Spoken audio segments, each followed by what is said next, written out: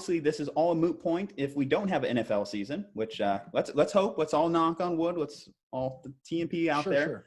But obviously we saw baseball implode on itself this week with a couple, horrible cases with the Marlins situation. Is football in danger of that? Because, I mean, we do have baseball's a huge locker room. Football's even bigger locker room. What steps do you think the NFL needs to take between now and then? Is there any, or are you just accepting people are going to get sick at this point? I don't know how you accept people getting sick.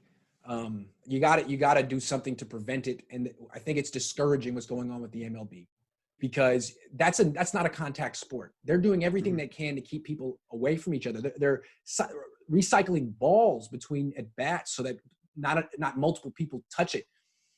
In the NFL, if one player has COVID-19 and it's not caught, and he goes and plays, he's going to touch how many people? Dozens. And then they touch people. And then pretty much by the end of practice, I would imagine the whole team has it. That's the worst case scenario. And then also in the NFL, you have players who are 300 pounds. I'm not a doctor. From what I understand, those people are at a higher risk of COVID-19 because it's a respiratory disease. You have all that extra weight on your lungs, on your rib cage. So, I'm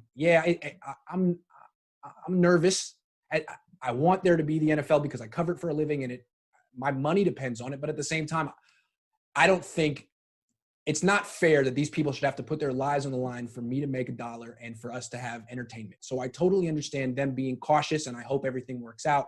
The way I see it is, I'd be shocked if there's a full 16-game season. I don't think there's going to be a full season. I think there's going to be a complete season, which is kind of what the baseball and basketball are trying to do. You start late, maybe you postpone it. You take all the precautions you can, and then at the very end, when there's no more time left to waste, you play the games and do the best you can. But what you don't want is what basketball did. It wasn't their fault, but you don't want to start and stop and start up again. You want to do what baseball did. They had more time, is start as late as possible. So what I think is they've already canceled the preseason. They've pushed back training camp. They'll see what they can do. If there's an outbreak in training camp, they're going to shut that down.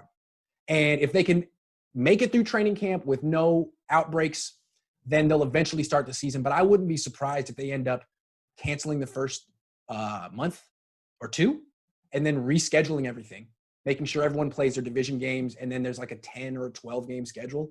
I wouldn't be surprised if that happens, kind of like how the MLB is going to a 60-game schedule.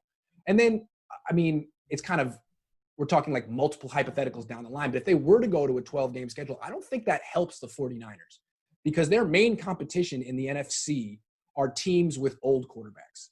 The Bucs with Tom Brady, the Saints with Drew Brees. Brees in particular fades as the season goes on. We've seen it. The first 3 months of the year, he's as good as Mahomes or better.